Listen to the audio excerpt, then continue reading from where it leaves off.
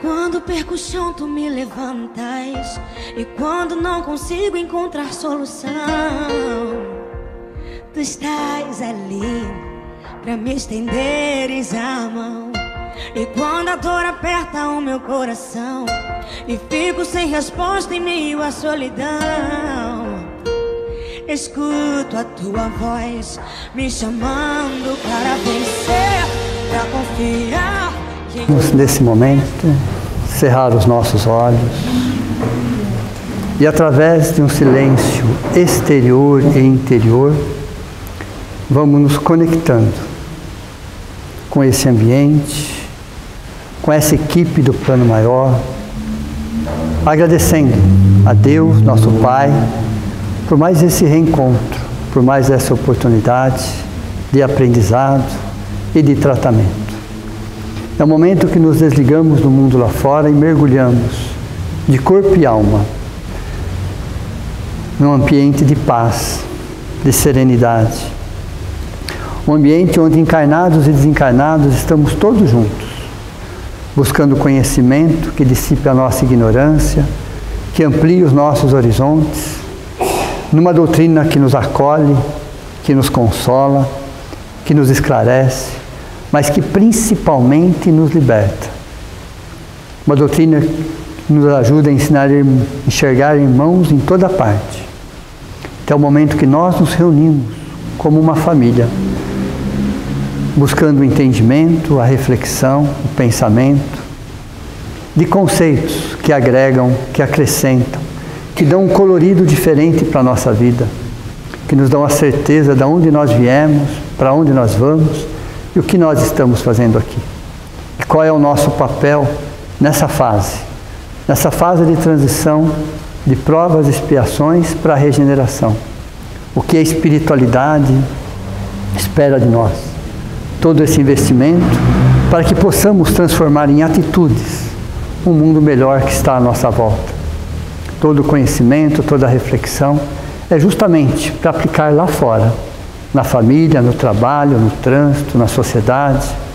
É isso que a espiritualidade espera de nós, que possamos plantar sementes, que possamos ser agentes facilitadores, não complicadores, que possamos enxergar o mundo, mas principalmente a nós mesmos com outros olhos. E que Deus nos conceda sempre a oportunidade do aprendizado. Que assim seja. Então hoje nós vamos Emoções que Curam, terceira parte, e já vou avisando que vai ter a quarta parte. Ontem eu vim colocar matéria na lousa, não coube, só coloquei metade. Então vai ter a quarta parte para a semana que vem, ok? Então, terceira parte, Emoções que Curam. E aí nós falamos da semana passada, e quando se fala em egoísmo, temos que pensar que ele vem de um primarismo animal, que é natural e saudável. Nós passamos de um ser instintivo para um ser psicológico, estamos caminhando para um ser espiritual. Então, quando Allan Kardec fala do egoísmo, ele está falando do ser psicológico. E aí a transferência do ser psicológico para o ser espiritual. E existe uma palavra-chave dessa transformação, que não é exatamente uma transformação, mas é uma transmutação. Então a palavra-chave é transmutar. Guardem essa palavra. Às vezes ela se assemelha com transformação. Não é o caso. Transmutar é diferente de transformar. Quando a gente quer transformar alguma coisa, você quer modificar aquilo. Quando você quer transmutar alguma coisa, você não quer modificar aquilo. Você quer olhar aquilo com outros olhos. Perceberam a diferença? Não, entre transformar e transmutar. Então, essa mudança do ser psicológico para um ser espiritual é um processo de transmutação. É olhar a mesma situação com outros olhos. Olha o conceito, mudança de uma situação em outra.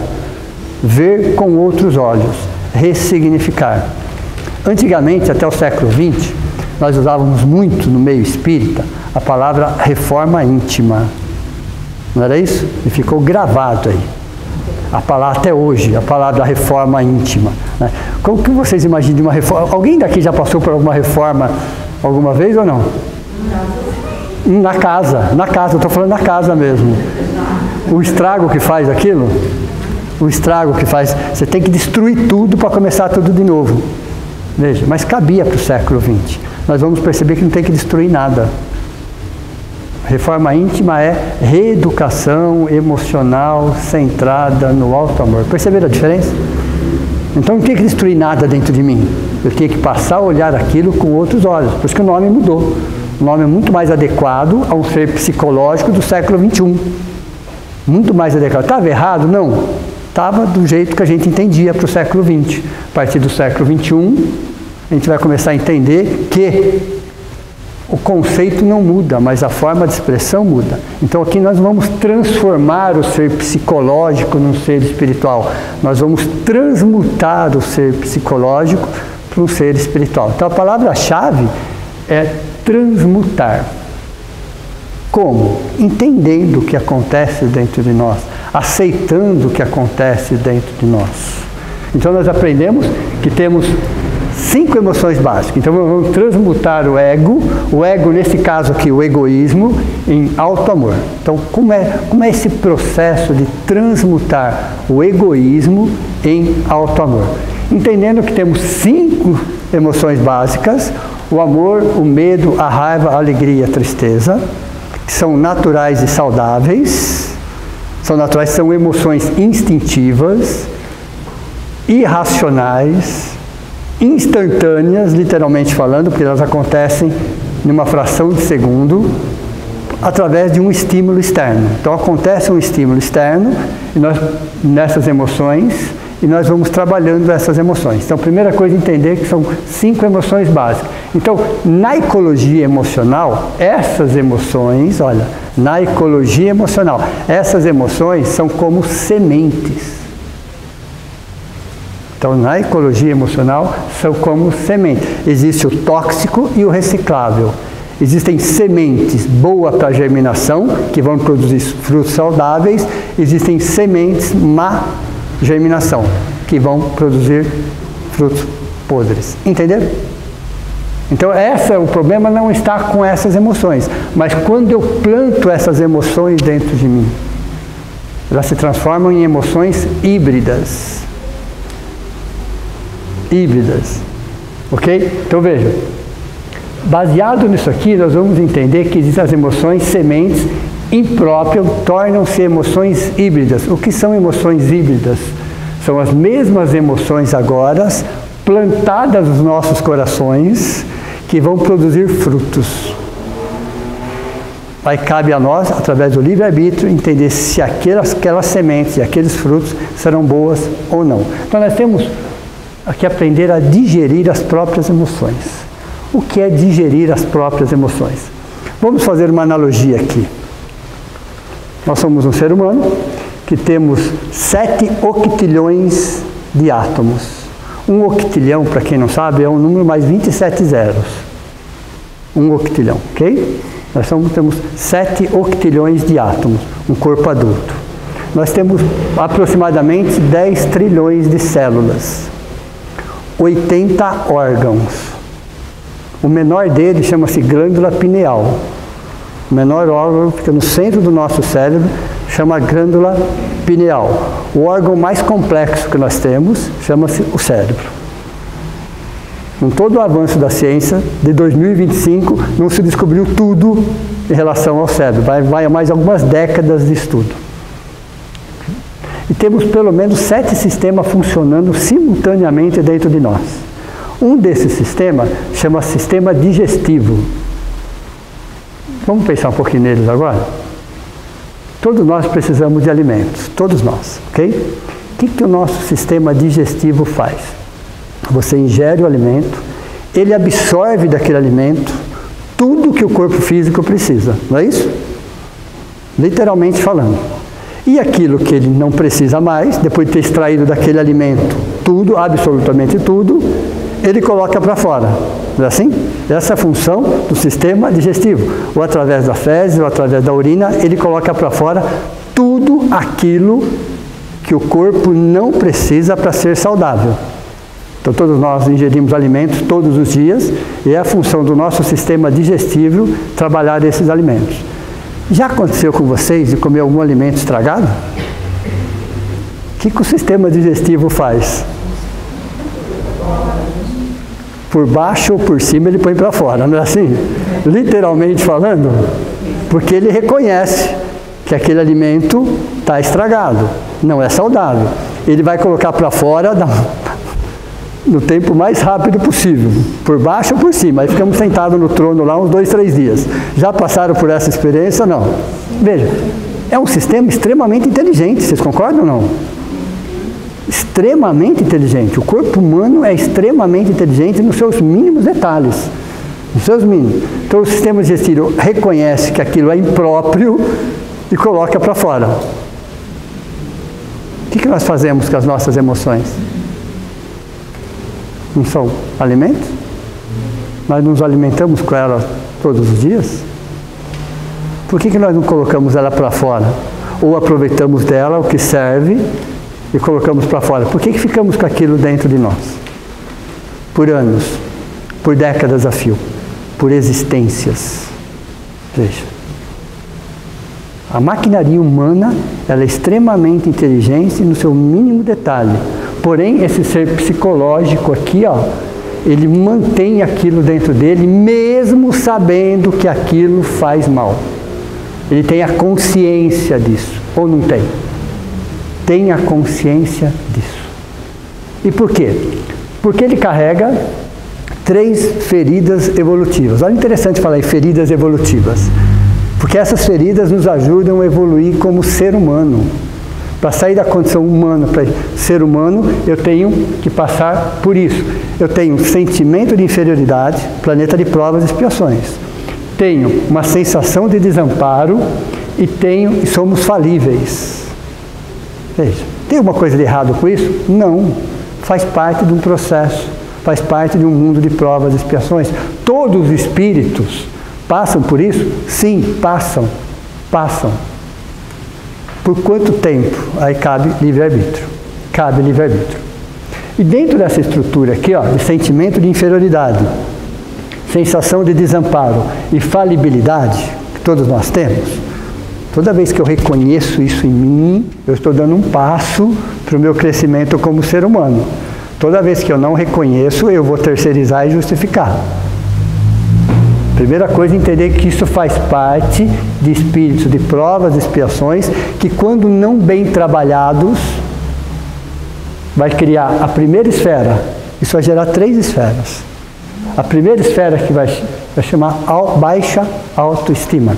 Então essas 3 feridas evolutivas da alma, quando não aceita, vai gerar a primeira esfera chamada baixa autoestima. A baixa autoestima, o que significa? Falta de amor próprio, falta de consideração, falta de autorrespeito. Aí eu vou criar idealizações, eu vou criar uma segunda esfera chamada idealizações. O que é idealizações?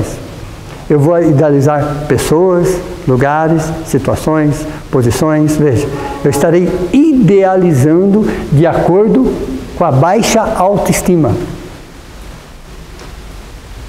E aquelas idealizações não vão se realizar como eu planejei, como eu imaginei. Vai criar em mim o quê? Intolerância, melindre e perfeccionismo. Tá? A primeira esfera, baixa autoestima, cria idealizações que criam a terceira esfera, intolerância, melindre e perfeccionismo. Veja. Aí vem todo o sofrimento. Todo o sofrimento. Isso quando não veio o desespero. Vamos colocar o desespero numa fórmula matemática? Anotem porque vai cair na prova. Desespero numa fórmula matemática. D igual a S menos S. D de desespero é igual a S menos S. O que é o primeiro S? Sofrimento. Qual é o segundo S? Sentido. Todo sofrimento sem sentido gera desespero. Então, desespero é igual a S menos S. D de desespero. Desespero é sofrimento sem sentido. Veja. A dor é um impulso evolutivo. Sofrimento é livre-arbítrio. Então nós nos esperamos porque não estamos entendendo o sofrimento que está acontecendo dentro de nós. Porque não tem sentido. E por que não tem sentido? Porque eu idealizei pessoas, lugares, situações e acabei me magoando. Nós sofremos por uma questão chamada relacionamento. Sim ou não? Onde está o maior foco de sofrimento do ser humano? No quesito relacionamento. Pai, mãe, namorado, esposo, tudo é questão de relacionamento. E por quê? Porque nós idealizamos o relacionamento. Nós não nos amamos o suficiente, aí eu idealizo um relacionamento. Aí eu fico imaginando que um relacionamento é aquela coisa quadradinha, colorida, que se encaixa perfeitamente. Aquilo é Lego. Tudo bem? Porque eu fico idealizando aquilo, que é tudo quadradinho, bonitinho e que se encaixa perfeitamente. Não, aquilo é Lego, aquilo não é relacionamento. E faço isso, idealizo isso, ok? Aí eu fico acreditando que as pessoas vão mudar. A única pessoa que acredita na mudança das pessoas é dono de transportadora, pessoal. Ele precisa acreditar nisso. É o trabalho dele. Ele precisa que as pessoas mudem, porque é o trabalho dele. Então não existe a menor possibilidade de você mudar as pessoas. O único que acredita nisso é dono de transportadora, ok? Então, são essas idealizações que nós vamos criando que vão gerando em nós desespero, sofrimento sem sentido. Então, é uma intolerância, é um melindre, já ouviram falar disso ou não? Que é a raiva automática. O melindre é a raiva automática. A mágoa é a raiva congelada. Então, por que nós somos melindre? Porque não entendemos o que acontece, nós idealizamos. Então, as coisas não saem milimetricamente como eu planejei, como eu idealizei. Eu quero as coisas não de forma perfeitas, mas eu trabalho um perfeccionismo. Perfeccionismo é um pseudo-amor. O perfeccionismo é no pseudo-amor. É a mesma coisa quando até o século XX falava, nós somos espíritos imperfeitos. Não, pessoal, não. Nós somos espíritos perfectíveis. O nome é outro. Nós estamos a caminho de uma perfeição. Então, à medida que eu vou entendendo isso, vou entender o que o ego, no caso egoísmo, o que é na sua essência? Na sua essência para o ser psicológico. O ego, na sua essência, como conceito, é o quê? É a ignorância de nós mesmos. Veja, é apenas um não movimento do ser essencial. O que é o ser essencial? É o eu maior, é o self, é a centelha. É o não movimento disso. E por que ela não se movimenta? Porque nós somos ignorantes em relação a nós mesmos. Qual que é a proposta? Entender que tudo isso é um processo, tudo isso é um processo de aprendizado lento e gradativo, onde nós temos que começar o quê? Isso chama-se neuroplasticidade autodirigida. Vai ter uma aula sobre isso. O que é neuroplasticidade autodirigida? Neuro vem de neurônios, plasticidade vem de modificação, autodirigida. À medida que eu vou colocando outras informações e trabalhando essas outras informações, o meu cérebro vai absorvendo e vai retrabalhando todo o meu metabolismo. Então, neuroplasticidade autodirigida é você começar a trabalhar conceitos dentro de você para que você possa sobrepor outros que já existem lá há séculos. Nós temos conceitos dentro de nós que há séculos estão ali. Então você age no automático, está no inconsciente. Enquanto você não for consciente, o inconsciente vai tomar conta da sua vida e você vai chamar isso de destino. Enquanto você não for uma pessoa consciente, o inconsciente vai tomar conta da sua vida e você vai chamar isso de destino. Mas porque você está no automático. Você está agindo através de impulsos que estão ali há séculos. Então é hora de começar a olhar o que tem, não para modificar, não para transformar, mas para transmutar. E olhar que, mesmo todos esses conceitos, eles têm um significado, eles têm um aprendizado, eles são um impulso evolutivo. E olha que interessante. Nosso tempo. Tempo cronológico, Cronos, tempo espiritual, Kairos, e tempo de Deus. Lembram disso? Vamos falar do tempo cronológico, ok? Quanto tempo o tempo tem? Alguém sabe medir? Quanto tempo nós ainda temos? Quanto tempo o tempo tem? Olha, interessante. Somos nós que estamos passando pelo tempo, ou é o tempo que está passando por nós?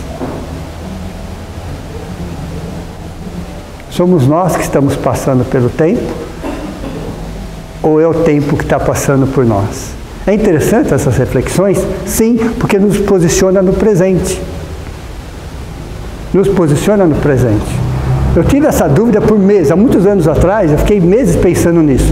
Somos nós que estamos passando pelo tempo, é o tempo que está passando por nós? Eu consegui responder essa pergunta pegando o metrô em São Paulo. Todos vocês já fizeram essa experiência, acho. Quando vocês entram no metrô e vocês sentam, qual a impressão? Que você está parado e está tudo passando. Tiveram essa impressão ou não? Fala, peraí, a impressão que eu tenho é que eu estou parado e tudo está passando. E é o contrário. Tudo está parado e é você que está passando. Entenderam? Então tudo está parado e nós que estamos passando. É interessante saber disso. Nós estamos nesse percurso. E aí dentro desse percurso, olha como está dividido o tempo em nós. 70% está no passado. O que ele está fazendo no passado? Se o passado já passou. Por que 70% dos nossos pensamentos estão no passado? O que eles estão fazendo lá? Ocupando espaço, literalmente, porque o passado já passou. E se é uma coisa que Deus não deu para nenhum espírito, nem para um Cristo, é a possibilidade de mudar o passado. Nenhum espírito tem esse poder, vamos chamar assim. Nenhum, literalmente falando. Nenhum Cristo faz isso, porque passado é passado. Em compensação, ele já tinha nos dado o presente nos dois sentidos. O que é o presente nos dois sentidos? É o tempo presente. E é o presente como presente. Veja. Então, o nosso presente tem dois pesos. O presente, tempo presente, e o presente como um presente. Literalmente falando. E aí, se nós não estamos no passado, nós estamos no futuro. 25% dos nossos pensamentos estão no futuro. Fazendo o que lá? Ocupando espaço.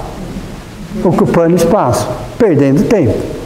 Com coisas que nem aconteçam. Quanto tempo o tempo tem? E somente 5% do nosso tempo está no presente. Veja. Só que o nosso sistema imunológico, para quem não sabe, ele é atemporal. Nosso sistema imunológico é atemporal. O que significa isso? Ele não sabe distinguir se é passado ou se é futuro. Para ele está acontecendo agora.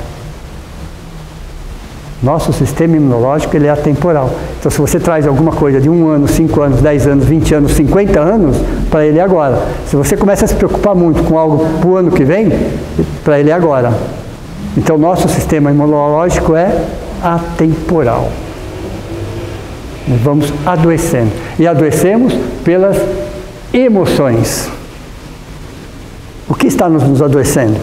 São as emoções. São essas sementes impróprias que nós estamos dentro de nós e transformamos essa semente em emoções híbridas. Porque ou eu estou no passado, e normalmente eu estou no passado pensando em mágoa, ressentimento, algo que não deu certo, estou sempre pensando em alguma coisa, entre aspas, negativa, ou eu estou criando uma ansiedade pelo futuro.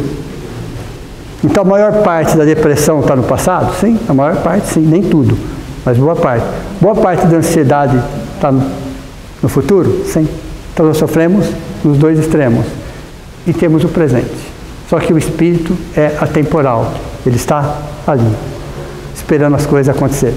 Aí pegamos esse sentimento aqui, chamado amor, primeira coisa, que ele é muito mais do que um sentimento. O amor é muito mais do que um sentimento. O amor é, acima de tudo, uma atitude. Ele é muito mais do que um sentimento. Ele é uma atitude. O amor é o que o amor faz. O amor é o que o amor faz. Aí tem uma fórmula matemática aí também na lousa. I menos A igual a zero. O que é o I menos A igual a zero? Intenção menos ação é igual a nada. Cheio de intenção, mas eu não me mexo.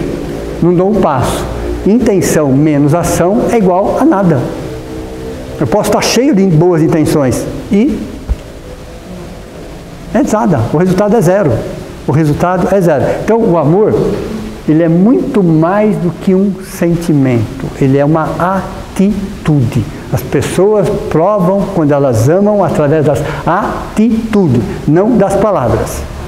As palavras são importantes? São. Mas as atitudes falam muito mais alto. 90% de uma pessoa é o que ela faz, não é o que ela fala. Essa é a relação. 90% das pessoas é o que ela faz. Aproveitando na agenda cristã, tem uma parte lá do Conselho André Cristã falando que é preferível prover em ação que 10 na cabeça. Exatamente isso. Exatamente isso.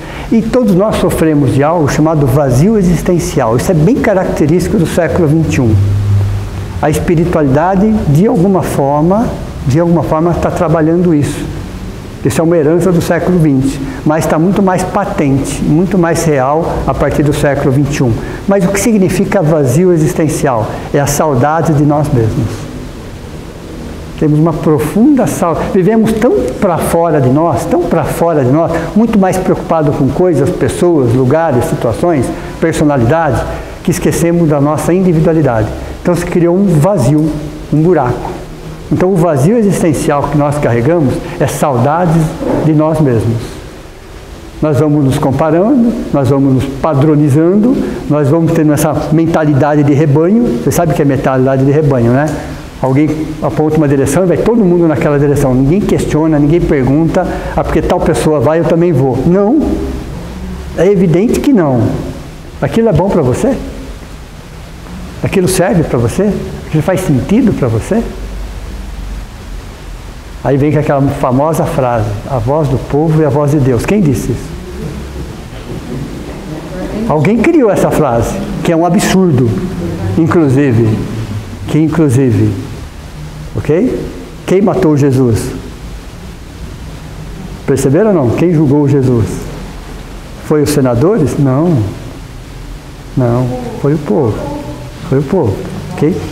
E aí, trabalhando esse saudade nós mesmos, com o alicerce do egoísmo, as emoções primárias se transformaram em emoções híbridas. Eu trouxe alguns exemplos para você. Tem mais de 50 emoções, tá? Só trouxe algumas.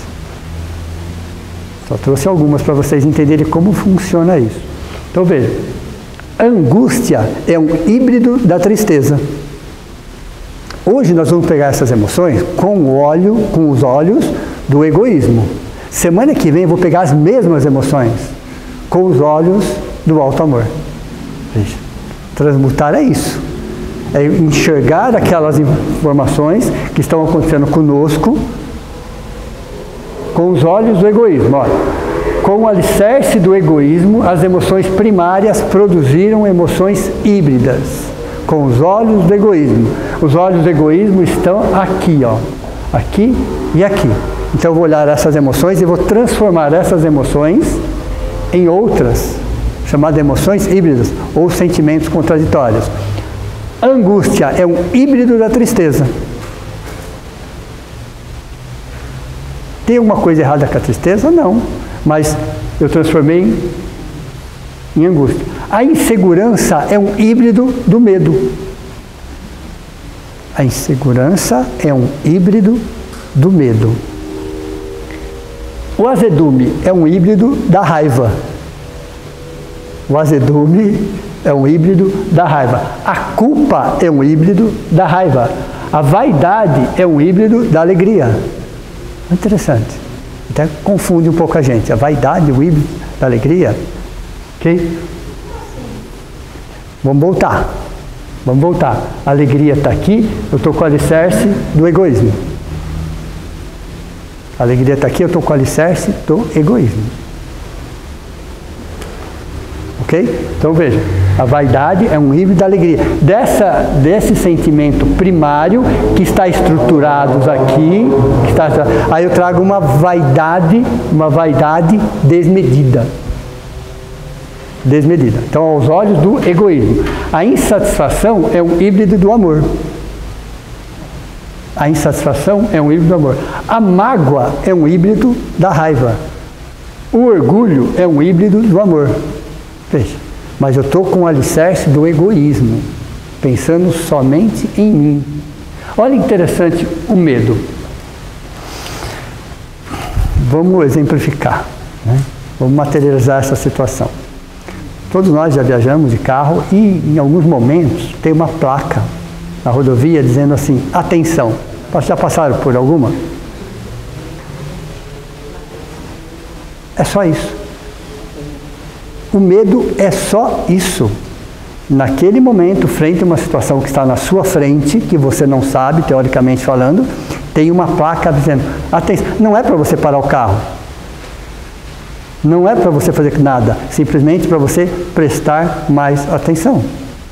Só isso. No máximo, reduzir a velocidade, no máximo, segurar o volante com as duas mãos, no máximo, prestar mais atenção. Só. O medo é isso. É só uma placa indicativa no caminho, frente a algumas circunstâncias, pedindo um pouco mais de atenção. Não adianta você parar o carro e brigar com a placa, é o que nós fazemos, xingar. Você está brigando com uma placa que está te ajudando. Então o medo ele não é ruim, mas se eu transformar ele na base do egoísmo, ele se torna o quê? Insegurança. Eu tenho medo. Veja, esse medo me transforma em insegurança. Uma pessoa que não tem a segurança, ela, o que acontece? Ela fica travada, ela fica bloqueada, ela não desenvolve, porque ela tem medo. E é interessante que nós temos no nosso cérebro, chamado amígdala cerebral. Já ouviram falar disso ou não? Nós temos. Semana que vem nós vamos detalhar sobre isso. Essa amígdala cerebral, ela tem horror à novidade. Ela não gosta de mudança. Ela não gosta. Porque ela é instintiva. Ela quer manter sempre o mesmo padrão. Ela quer sempre manter o mesmo padrão, porque ela se sente segura. Faz parte do organismo isso, não tem nada de errado com isso. Então existe, né, algo dentro de nós, no nosso cérebro, chamado amígdala, e ela está posicionada no nosso cérebro. Toda vez que você muda o seu caminho, ela berra dentro de você. Toda vez que você vai abrir a porta com a outra mão, ela grita dentro de você. Não faça. Veja, tudo que você querer fazer diferente, ela é a primeira a gritar, continue fazendo, porque ela se sente confortável. Ela sabe que aquilo gera segurança. E por que a gente tem que fazer sempre as coisas diferentes? Para você exercitar outras regiões do seu cérebro e buscar caminhos. Então toda vez que você está indo para a sua casa, sempre pelo mesmo caminho, que você já sabe fazer aquele caminho, fala, vou fazer um caminho diferente. Fica desconfortável ou não fica? Você se arrepende ou não se arrepende? Natural, porque é ela que está avisando para não fazer aquilo. Porque aquele caminho já é conhecido dela. Então ela segue padrões instintivos de conservação. O que nós temos que fazer? Forçar ao máximo caminhos diferentes para que ela enfraqueça dentro de nós e para que a gente possa criar dentro de nós outros caminhos. Então nós muitas vezes nos acomodamos em situações ruins. Sim ou não? Aí a famosa frase, maravilhosa inclusive, tá ruim, mas tá bom. Já ouviram falar disso alguma vez ou não? Com ele, pior seria.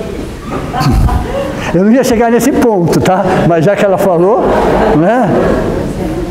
Eu não ia chegar nesse ponto. Mas a frase, tá ruim, mas tá bom. Como? Se tá ruim, não tá bom. Como é sem ele, pior. Como é com ele? Com ele é pior sem ele. É mais ou menos isso. Veja. Então nós nos acomodamos às situações ruins. Isso é egoísmo? É. É. Ok? E essa mira fica aí mesmo. Porque só que ela está ligada a um instinto de conservação, ela é biológica. Ela não está errada na função dela, só que nós já saímos da condição biológica. Nós estamos numa condição espiritual indo, então nós estamos numa condição psicológica indo para uma condição espiritual. Saímos de uma condição biológica, estamos na psicológica indo para a espiritual. Então é hora de você começar a trabalhar isso dentro de você. E como eu posso mexer com essa amígdala cerebral? Fazendo coisas diferentes. Tentar abrir uma porta com a outra mão, por exemplo. Mudar hábitos. Isso ajuda num processo de você ganhar segurança para fazer outras coisas. Mas a gente vai um pouco problema dessa forma. Sim. Mas isso é depender da gente. Sem dúvida. Vamos dar um exemplo? Claro. Seria bem melhor, que agora o Brasil mudou, né? Mas era só carro mecânico, remodeava carro automático. Sim. Agora todo mundo ama carro automático. Sim, é exatamente isso. Pergunta aqui, quantas pessoas estavam com frear o carro com o pé esquerdo? Exato, né? Mas houve um processo de mudança, de inaceitação no primeiro momento. Você queria aprender, eu sei. Sim. Então toda... É a mesma coisa que apertar o pé direito, você tem a mesma sensibilidade. É questão de você querer treinar e fazer. Sim. Uma pessoa, não, você é muito mais rápido e evita aquelas pancadas, já viu? Né? Sim. O cara está entrando dentro Sim. do carro, Sim. o acelerador, em vez de pegar o breque, você não é acelerador. Você não pesa, se você pisa do pé esquerdo, jamais acontecerá isso. Você volta sempre esquerdo para o carro. Então percebam vocês que a própria tecnologia muda para que a gente mude. Repararam isso não? Em relação a tudo, né? Então a própria tecnologia, o próprio mundo muda justamente para que a gente possa mudar também. Mas quando eu faço coisas diferentes, olha que interessante, eu ganho segurança. Porque eu aprendo a fazer o diferente. Então eu tenho 5, 6, 10 caminhos para chegar no mesmo lugar. Eu não tenho aquele único caminho. Então quando acontece qualquer problema com aquele caminho, eu tenho outras opções. Entenderam? Se a mão direita está machucada, eu já fiz com a esquerda. Veja. Você ganha mais o quê? Independência. E aquela frase que nós falamos antes, Sim.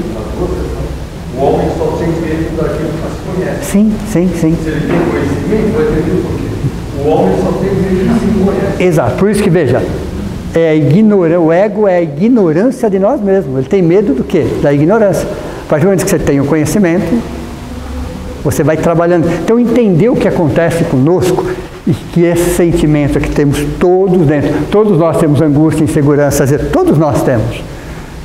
Todos nós temos. Planeta de provas e expiações, todos os espíritos. São mais de 50 emoções. Híbrida de emoções primárias. Sementes que nós jogamos para dentro, elas começaram a germinar, percebemos que não eram boas e ainda assim continuamos adubando. Fizemos diferente do nosso sistema digestivo. As sementes nasceram, percebemos que aquilo não era bom e continuamos adubando. Aí é livre-arbítrio, é decisão nossa. E por quê? Porque isso aqui está cristalizado dentro de nós. E é hora de rever, transmutar tudo isso. Carência de afeto. Já ouviram falar disso ou não? Carência de afeto. Pode ser definido como um processo de anorexia emocional. A carência de afeto pode ser definida como um processo de anorexia emocional. O que é anorexia? É uma desnutrição do alimento essencial. Uma desnutrição do alimento essencial. De que alimento essencial eu estou falando? Amor. Então, lembram disso? Para ser 2 eu tenho que ser 1 primeiro? Então, se estamos sofrendo de carência de afeto, num processo chamado anorexia emocional, significa que está nos faltando amor próprio. Cuidar de nós, literalmente falar. Um processo chamado apaixone-se por si mesmo. Cuide de você. Apaixone-se por si mesmo. Faça coisas por você. Isso não é egoísmo, isso é auto-amor. É diferente. Antes de fazer isso, você achava que estávamos sendo egoístas. Não. Isso é auto-amor, é autoestima, autoconsideração e autorrespeito. Você vai trabalhando isso dentro de você. E aí, veja, quanto mais carentes, piores são as nossas escolhas. Essa é a relação. Essa é exatamente a relação. Quanto mais carentes, piores são as nossas escolhas. Veja, porque você está literalmente falando num processo de desnutrição emocional em relação a você mesmo. Porque quem se ama tem limite. Quem se ama fala não. Quem se ama se considera. Quem se ama não faz determinada situação. Por mais que o mundo vá naquela direção, não vai. Porque existe um processo chamado dos 3 R's. Respeito a si mesmo, respeito pelo próximo e responsabilidade nos atos. Veja. Esse é o grande desafio. Grande desafio. E aí quando trabalhamos a raiz, que é esse egoísmo, vamos pensar na nossa árvore. A raiz, que fica embaixo da terra, praticamente invisível, é o que nós chamamos desse egoísmo. Então o egoísmo ele não aparece. As pessoas falam, eu sou egoísta. Não. Você vai ver um orgulho. O tronco dessa árvore chama-se orgulho. Aí todas as ramificações vão criando emoções híbridas, sentimentos contraditórios. Então veja, estamos trabalhando a base, o alicerce, que é o egoísmo. Vamos entender um pouquinho melhor agora o que é esse tronco chamado orgulho. Estou olhando com os olhos do egoísmo. Veja, nós estamos olhando agora o orgulho com os olhos do egoísmo, alicerçado no egoísmo. Então o orgulho que todos nós temos. Na semana que vem a gente vai perceber todas essas emoções olhadas pelo alto amor. Hoje nós vamos olhar essas emoções com os olhos do egoísmo. Então o orgulho. Uma pessoa orgulhosa, ela sofre de 2 maus patológicos. Primeiro, vício de prestígio. O que é vício de prestígio, pessoal? Estar sempre em destaque, sempre se achando melhor, sempre se comparando, precisa do elogio, está sempre precisando ser elogiado, sempre se destacando, sempre se achando. Chama-se vício de prestígio. E sofre também de delírios de grandeza. O que são delírios de grandeza? É uma visão distorcida de si próprio. Baseado em quê? Em baixa autoestima. Então, quanto mais orgulhoso é uma pessoa, mais orgulhoso, menor é seu amor próprio, maior é a sua baixa autoestima. Então, o nível de orgulho, ele é mensurado, ele é medido pelo nível de autoestima da pessoa. Então, se é baixinho nível de autoestima, maior é o orgulho. É interessante isso. Então, delírio de grandeza tem a ver com baixa estima. E uma característica muito patente do orgulhoso, ele é o quê? Um colecionador de certezas.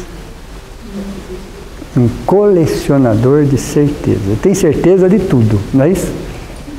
Tem certeza de tudo. E para o orgulhoso, só tem 2 formas de fazer as coisas. Lembram?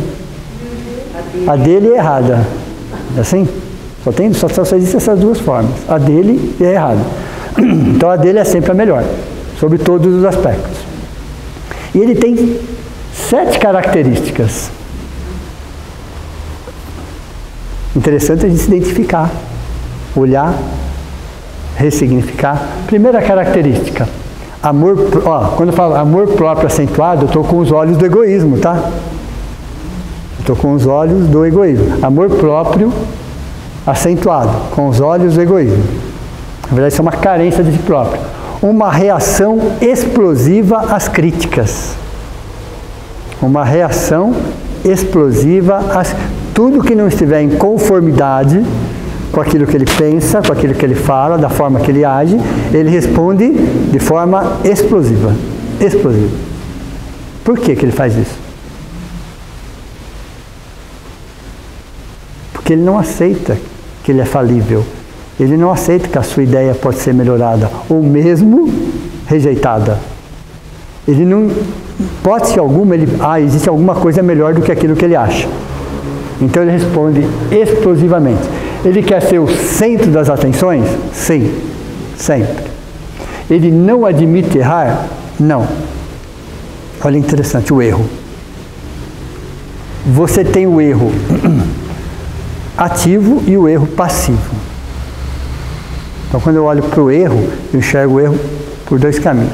O que é o erro passivo? Eu aceito que eu errei, mas eu vou transformar o erro em remorso. Veja, o erro passivo. Eu até aceito que errei, mas ao invés de olhar para aquilo, eu vou transformar aquilo em remorso. O que é um erro ativo? Eu aceito que errei e vou aprender com o erro. Perceberam a diferença ou não? No erro passivo, eu vou terceirizar, justificar. Quando eu não conseguir mais, eu trago para mim e transformo em remorso. E trabalho aquilo por décadas a fio. No erro ativo, eu reconheço, não terceirizo, não justifico e vou tirar do erro o aprendizado. Lembram do sistema digestivo? Ele vai tirar o aprendizado e o que não serve ele põe para fora. Mas ele vai tirar um aprendizado. Poderia falar que o remorso é culpa ou vice-versa? Oi? Remorso é culpa ou vice-versa? A culpa é pior ainda. É pior do que o remorso. A culpa é o pior do remorso. Menospreza a ideia do próximo. Diminui, menospreza. Não valida a ideia do próximo. Preocupa-se muito com a aparência. Preocupa-se muito, em excesso, com a aparência. É irônico e debochado. Veja, todos nós somos isso. Todos nós somos dessa forma. Ou mais ou menos, numa característica ou em outra, mas todos nós temos... Por quê? É interessante, o orgulho é o tronco disso aqui, ó. Isso aqui são ramificações da nossa árvore. Então nós temos a raiz chamada egoísmo, temos um tronco chamado orgulho e temos ramificações. As ramificações, ó, tudo aqui que você percebe que tem um orgulho por trás. O orgulho que não aceita as pessoas como elas são, os fatos como acontece. Interessante. Tem o humano e eu tenho o ser humano. Nós estamos buscando sermos seres humanos. Para o humano, o mundo tem que melhorar para ele. Ok? Para o ser humano, ele tem que ser melhor para o mundo. Perceberam a diferença ou não? O humano está sempre se queixando, sempre reclamando, sempre exigindo, sempre cobrando. O humano, porque ele acha que está tudo errado. Tudo está errado. Então o mundo tem que melhorar para ele.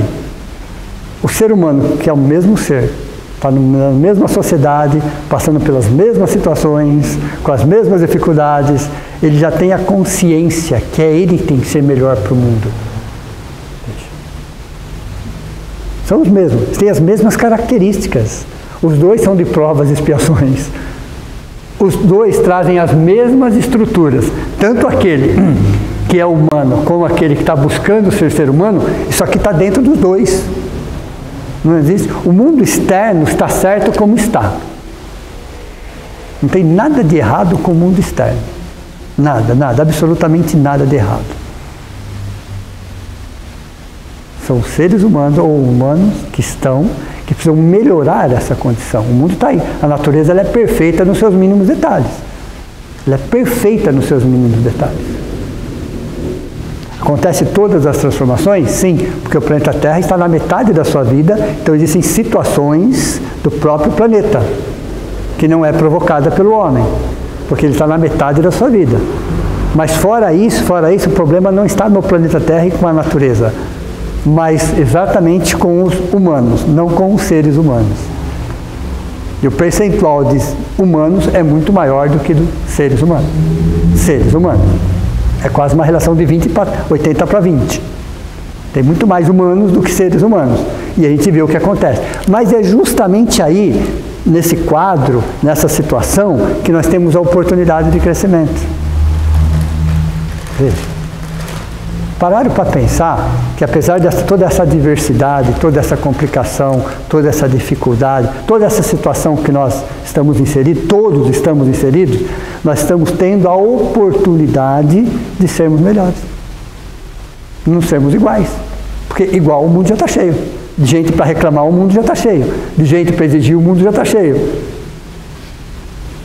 Nós precisamos ser diferentes. Diferentes. Então, como eu consigo ser diferente?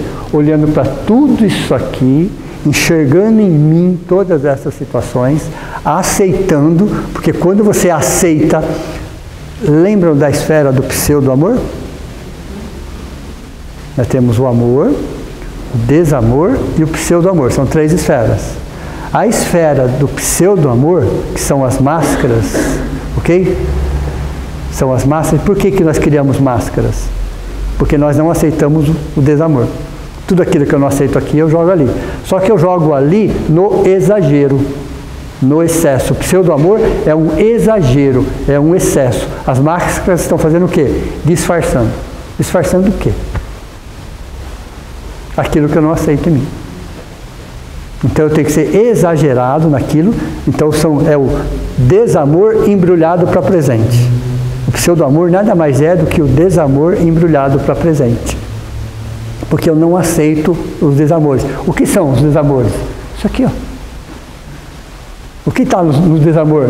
Na camada ou na esfera? É isso aqui. Mas cada sentimento disso daqui é um aprendizado, é uma lição. É rever posturas, é entender exatamente o que está acontecendo. Comigo. Não é com o mundo, não é com o outro. É comigo, é comigo. Qual é o nosso principal compromisso quando nós reencarnamos? Conosco. Tem gente que ainda acha que é com o outro. Ah, reencarnei para resgatar alguém, para não sei o que. Ó, por favor, né? Já passamos dessa fase, né? A menos que você seja um missionário do 3º degrau para cima. Aí eu até acredito. Até acredito. Fora isso, nós não estamos aqui para resgatar ninguém. Uma das ilusões sobre o amor, que o meu amor é suficiente para mudar o outro. Não é isso? Que eu tenho que amar muito mais o outro do que a mim mesmo. Não é isso? São ilusões que nós criamos disso aqui, ó.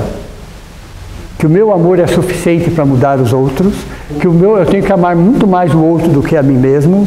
Veja, olha interessante. Já fizemos isso alguma vez? Não? Nunca? Qual foi o resultado? Qual foi o resultado? Veja, são ilusões que nós criamos baseado em idealizações. Primeiro, nosso principal compromisso é conosco mesmo. Primeiro ponto. O aprendizado chama-se auto-amor. O segundo nível de compromisso não é nem com ninguém também. Primeiro é conosco. Segundo, com a espiritualidade, que vai nos assessorar. Em terceiro, são com pessoas. E não é exatamente aquela pessoa, inclusive. Pode até ser, mas não exatamente. Pode até ser, mas não exatamente. Como assim? E se aquela pessoa te perdoou? E se aquela pessoa já está num outro nível? Como é que você fica? Ela já evoluiu, ela já cresceu. Como é que você fica com aquela situação? Você vai atrair pessoas e situações para perto de você para você aprender a sua lição. Então o terceiro nível, quando a gente fala pessoas, não são exatamente com aquelas pessoas. Pode até ser, mas não necessariamente. São situações, Então os nossos sentimentos e pensamentos vão atrair pessoas e situações para perto de mim. Se eu não me amo, quem eu vou atrair? Quem não me ama. Olha que interessante isso. Se eu não me amo, eu não vou atrair uma pessoa que me ama. E por quê? Porque o amor dela vai me ofender. Eu não me amo. Eu não me considero. Se eu começar um relacionamento onde a pessoa me considera, aquilo para mim vai ser uma ofensa. Vai ser uma ofensa. Eu vou ter que me relacionar com alguém que alimente isso dentro de mim ainda.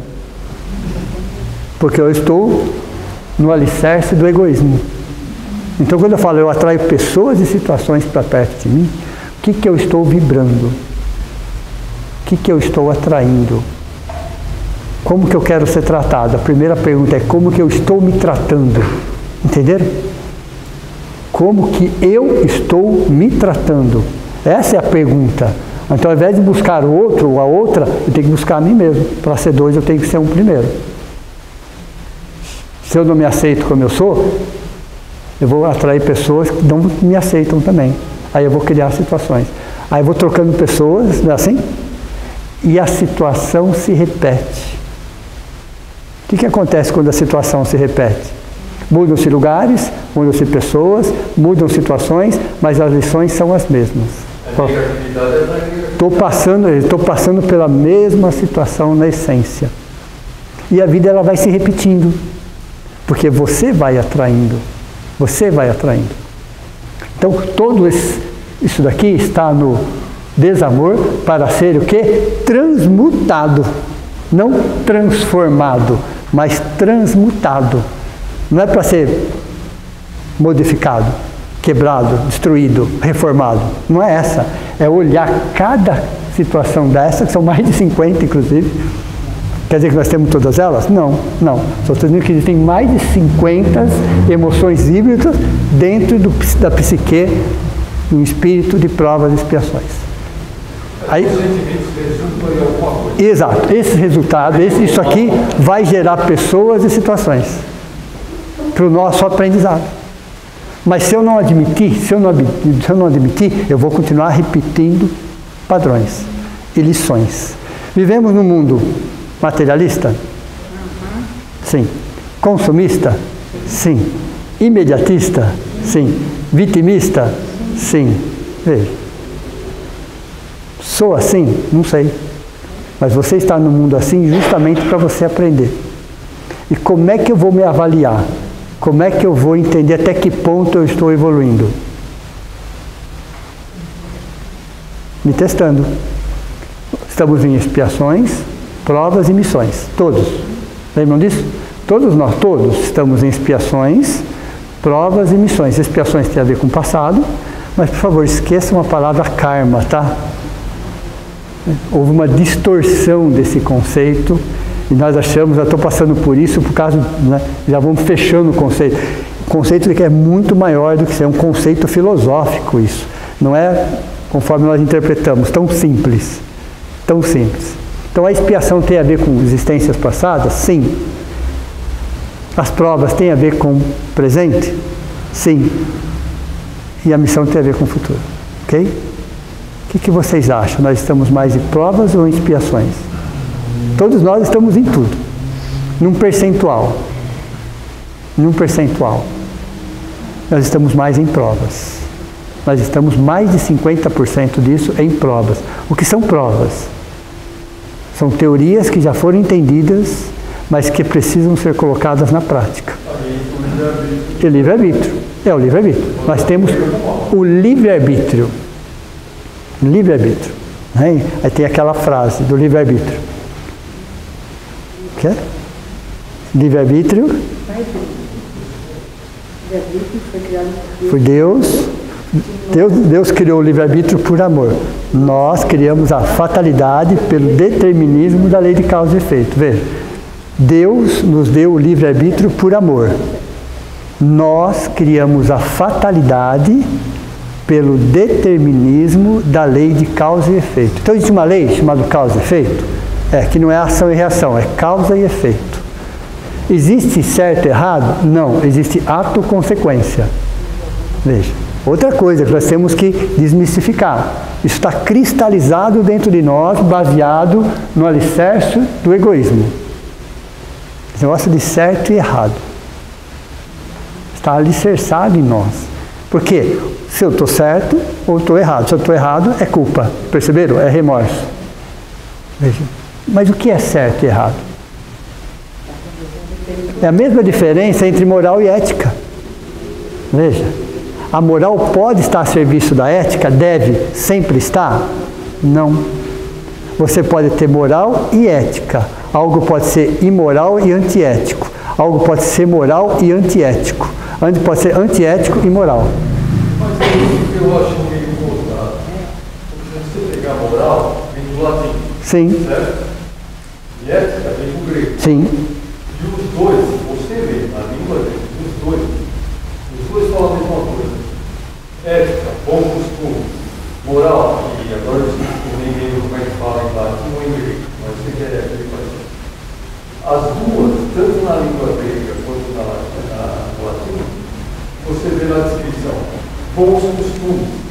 Porque eu não sei se é o homem que criou esse negócio no dicionário, latim e grego, as duas palavras são sinônimos.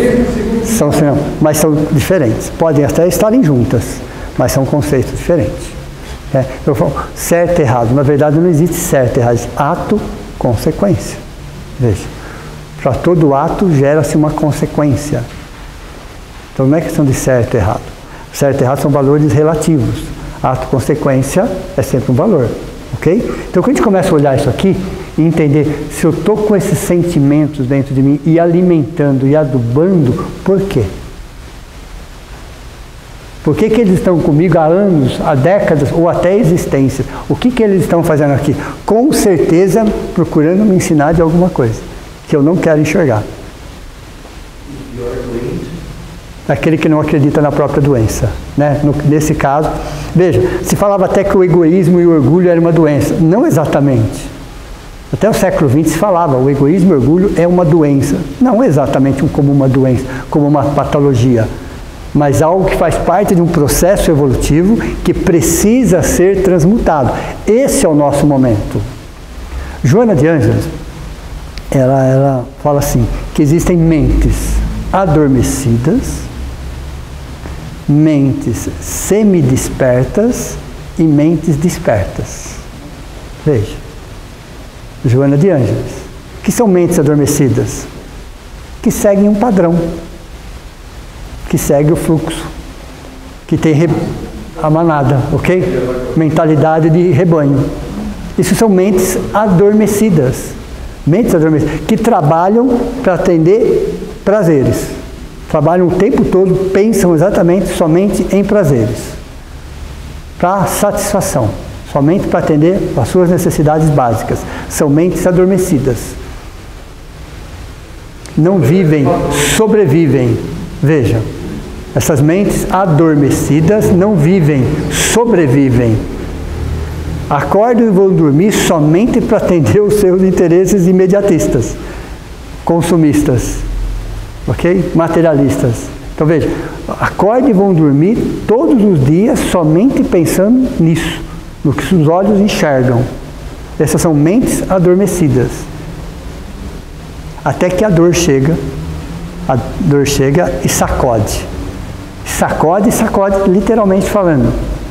Aí você junta a dor evolução com a dor expiação, com a dor auxílio. Veja, então você tem a dor evolução do próprio planeta, você tem a dor expiação e a dor auxílio.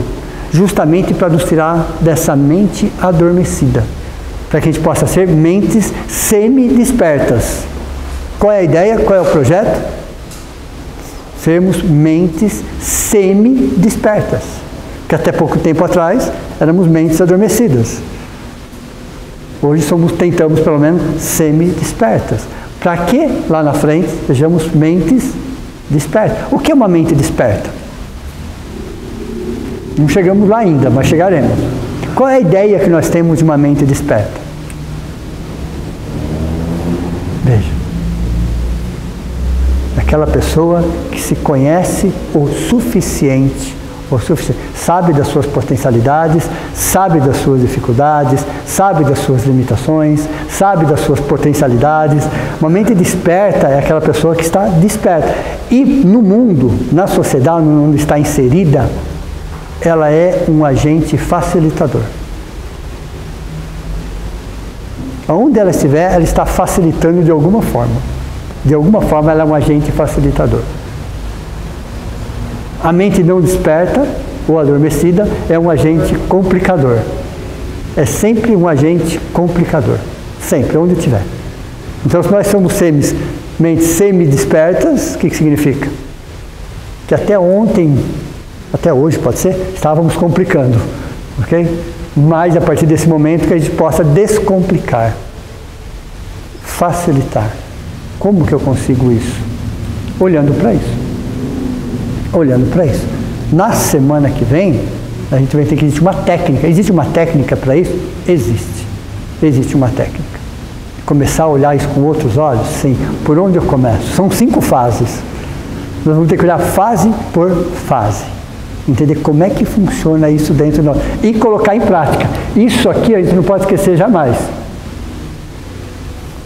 Porque uma vez que você está com a mente semi-desperta, a vida, não sei se isso vai ajudar muito ou vai piorar, tá? Mas uma vez que a sua mente está semi-desperta, o que a espiritualidade vai fazer? Vai te colocar em situações para que você possa colocar na prática. Toda vez que nós emitimos um pensamento para o universo, isso eu já sei, o universo te coloca na prática daquilo. Isso eu já aprendi, ele vai te colocar. Interessante o universo. Quando fala universo, é exatamente isso. Lembra do tempo de Deus? O tempo de Deus, de alguma forma, acontece fora do nosso controle, evidente, porém, nós damos um start para isso. Nós não sabemos quando vai acontecer, mas no tempo Kairos, nós damos é como se nós emitíssemos um sinal. Olha, a ficha já caiu, eu já entendi essa situação. Agora você espera a oportunidade vai acontecer. No nosso lar tem uma parte que chega para meu vídeo e fala, né, quando o trabalhador está pronto. O trabalho aparece. Veja, quando o trabalhador está pronto, o trabalho aparece. O que significa isso? O que significa essa frase? Que Deus não chama os capacitados. Deus não chama os capacitados. Capacita os chamados. Vocês já se sentiram indignos frente a alguma situação que vocês estão fazendo? Somente no quesito espiritualidade? Nossa, mas eu, me conhecendo o suficiente, como é que eu posso estar fazendo isso? Mas é exatamente por isso que você está fazendo isso. A espiritualidade responde, é exatamente por isso que você está fazendo isso. Por você se sentir indigno em estar fazendo aquilo que você foi convidado para fazer aquilo. Para você. É para você. Porque se a gente esperar ficar pronto, quando? Quando? Nunca. Nunca. E aí a dor, olha interessante essa questão da dor, que é ela que é o nosso, que impulsiona a nossa evolução. Imagine vocês uma situação, vou falar da condição biológica e fisiológica. Imagine vocês se nós não sentíssemos dor. Isso é uma situação fisiológica. De repente, na correria nossa do dia a dia, você torce o pé. Só que você não sente dor. Você sabe que torceu o pé, mas você não sente dor. Quando que você vai parar para cuidar do pé?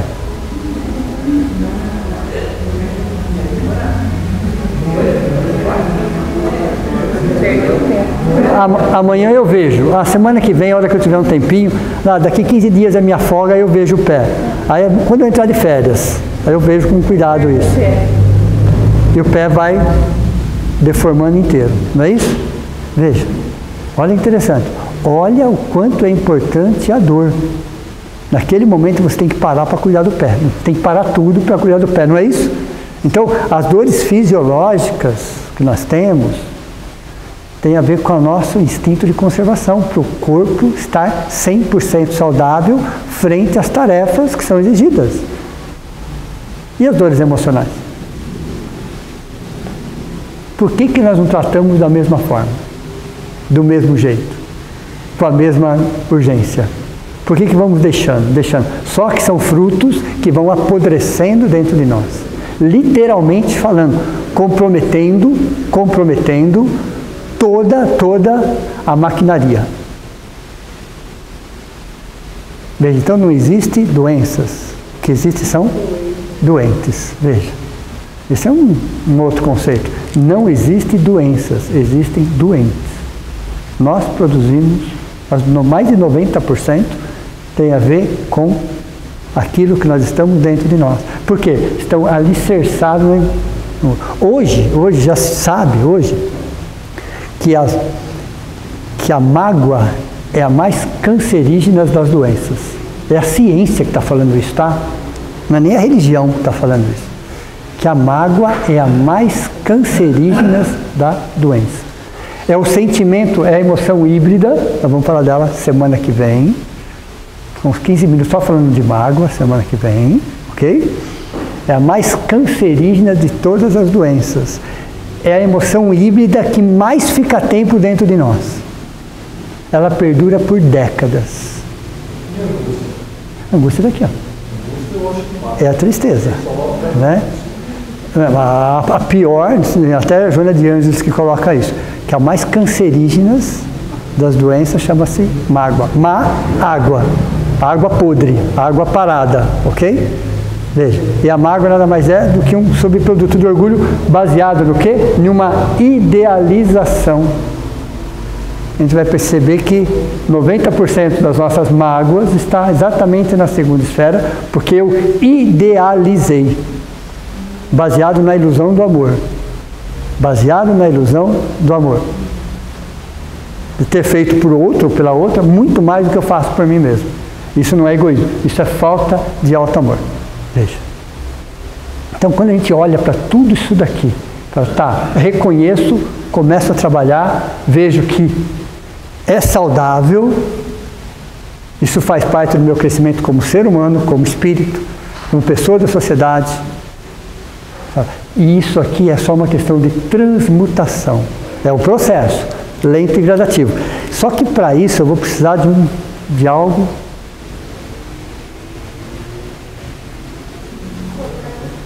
Coragem.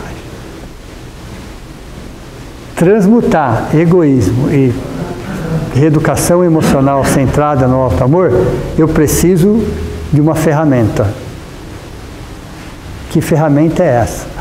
Vou explicar as técnicas, mas se eu não tiver essa ferramenta, não adianta trabalhar as técnicas. É exatamente isso. Coragem. Eu vou ter que ter coragem para fazer isso. Vou ter que ter coragem. Sem coragem eu não vou conseguir. Porque eu vou ter que trabalhar o meu interior. Tenho que reconhecer, tenho que impulsionar. Tenho que dar um passo de cada vez, uma gota de cada vez. Mas preciso fazer. Preciso fazer. Quando eu começo a fazer isso, a esfera do pseudo-amor começa a enfraquecer. O ser essencial, que é a primeira esfera, ele vai fazendo exatamente isso. Ele vai ocupando o espaço do desamor. Interessante isso, porque a segunda esfera, chamada desamor e pseudo-amor, é ilusão, não existe. O que existe é a primeira esfera, que é chamada de amor. Então, à medida que eu vou trabalhando isso, olha o que vai acontecendo com a primeira esfera.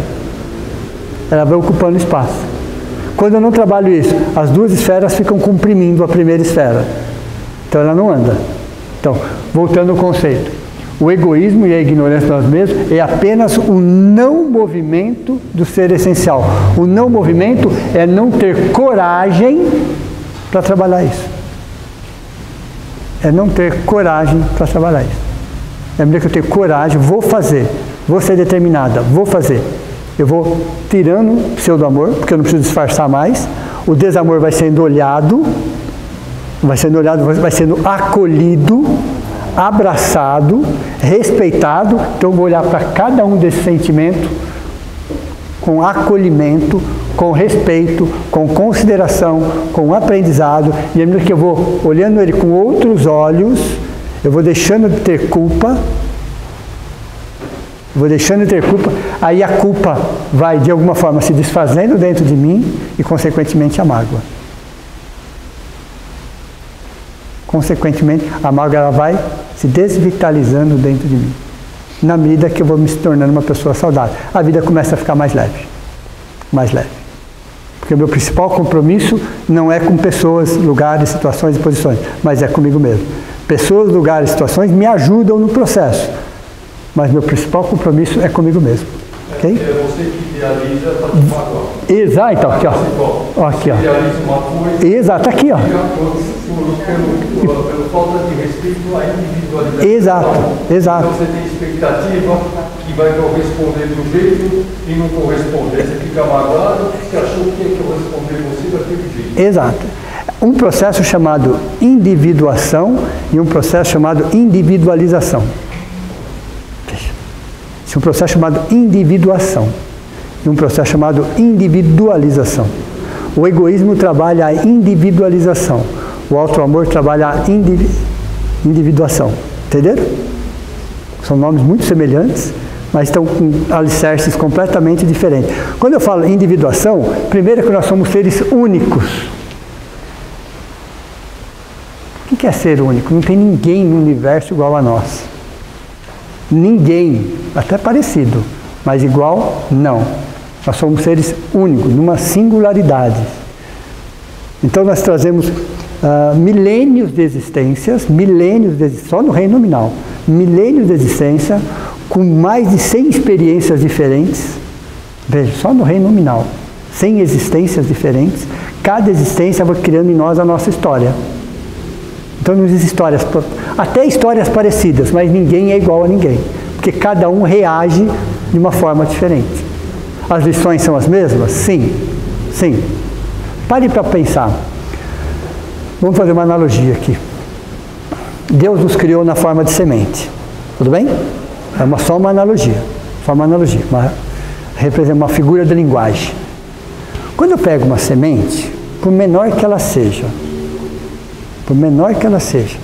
ela já tem ali, todas as características de uma árvore adulta. Está dentro dela. Todas as características de uma árvore adulta já está na semente. Está no DNA. Veja. Então ali já tem uma árvore adulta produzindo frutos e flores. Já está ali, uma semente. O que uma semente precisa para se transformar numa árvore adulta produzindo frutos e flores? Ela precisa de agente externo. Só isso? O vento, a chuva, a terra. Agentes externos. O que ela precisa é de agentes externos. Os agentes externos já existem. Então ela nasceu para ser uma árvore adulta. Só que ela precisa passar por agentes externos, que é a água, a chuva, o vento, veja, o sol. Você tem componentes externos, vamos chamar de natureza, a natureza universal, que vai ajudar aquela semente a ser uma árvore adulta. Pare para analisar. Uma árvore adulta não come os próprios frutos. Ela não se alimenta com os próprios frutos. Então, por que ela cria frutos? Se ela não se alimenta com os próprios frutos? Para os outros seres, não é isso? Assim somos nós. Somos exatamente isso. Criados na forma de uma semente, com todas as características de uma árvore adulta. Por isso que Jesus diz: vós sois deuses, farás o que eu faço e muito mais.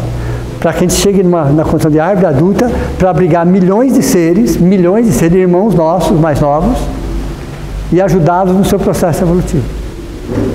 Veja. Isso é um determinismo divino. O que é um determinismo divino? Evolução. Não existe involução. Evolução. Então todos nós estamos num processo evolutivo. Todos. Mas fomos que desde na semente já temos dentro de nós o DNA divino. Não tente lutar contra isso. Porque você é a imagem e semelhança do Criador.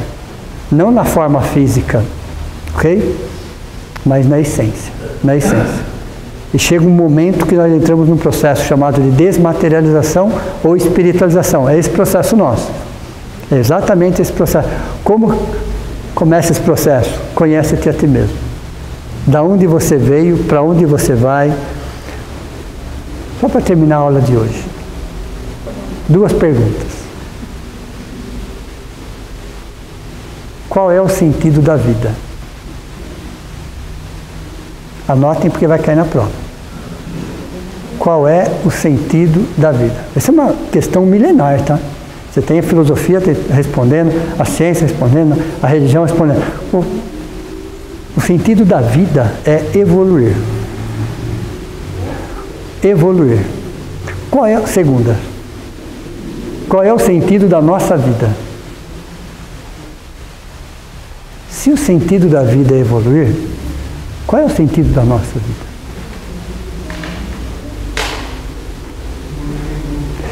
Lembram da relação 70-30? O sentido da nossa vida é servir.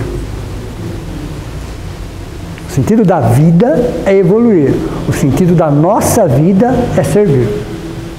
O ser humano, ele é feliz quando ele serve, quando ele ajuda, quando ele compartilha, quando ele facilita. Então, a felicidade do ser humano está nessa capacidade que todos temos de servir de alguma forma, ajudar de alguma forma, compartilhar de alguma forma. Mas o ser humano foi criado para isso, para servir, não exatamente para ser servido. É a relação 70-30, que nós já conversamos sobre isso. 70 é o que eu entrego, 30 é o que eu recebo. O 30 vai vir naturalmente. Não me preocupo com os 30, minha preocupação é com os 70. Então, servir dá um colorido para a nossa vida. Servir dá sentido para a nossa vida. E não importa o que eu esteja fazendo. O importante é que eu esteja servindo de alguma forma. Mas para servir o outro, a sociedade, a comunidade, eu preciso, neste momento, olhar isso aqui. Aí eu vou trocar uma palavrinha que ficou no século XX, chamado caridade. Né? Muito bonitinha tudo, mas já foi. Ok? Serviu, claro, sem dúvida, né? Está na codificação, século XIX, cabia perfeitamente. Século XX cabia também, tudo bem? Século XXI não cabe mais essa palavra. Não cabe mais essa palavra. A palavra é oportunidade de trabalho. Não estou fazendo caridade, estou tendo a oportunidade de trabalho. Muda completamente o conceito. Muda completamente o conceito. Porque a oportunidade de trabalho é uma oportunidade de servir. É uma oportunidade de servir. É isso que dá um colorido, isso que dá um sentido. Isso aqui, ó, é trabalhado dessa forma. O servir está aqui, ó. Porque se eu vim para servir e não estou servindo, ou quando eu faço eu cobro, então não estou servindo, eu não estou doando, eu estou barganhando, gera um vazio existencial. Então esse vazio existencial é justamente saudade de nós mesmos. Mas de que saudade você está falando? Da nossa função como ser humano. Servir.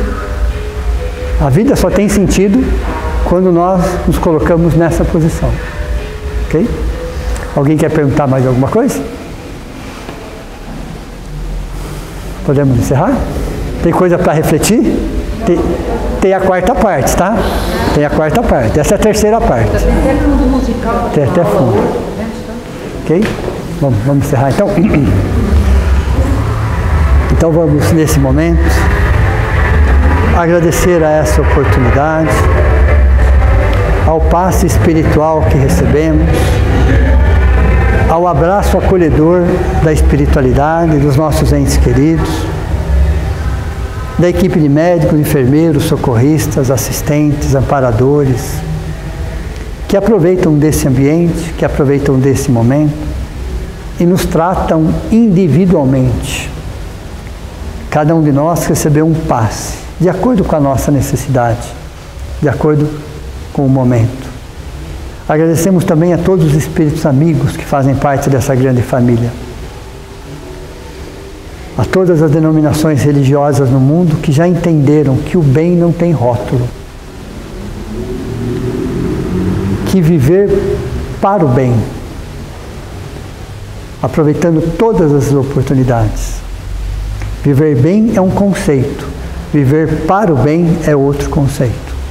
Que possamos pegar esse segundo conceito e entender que a prática do bem é o que realmente alimenta, constrói, dá sentido, dá colorido, nos fortalece, porque o bem já está em nós. O que nós precisamos é colocá-lo para fora. E Deus nos dá o livre-arbítrio justamente para que a gente possa colocar para fora do nosso jeito, da nossa forma. Mas que possamos ter sempre a oportunidade de trabalho. Que assim seja. Então, boa noite a vocês, bom descanso. Até a próxima.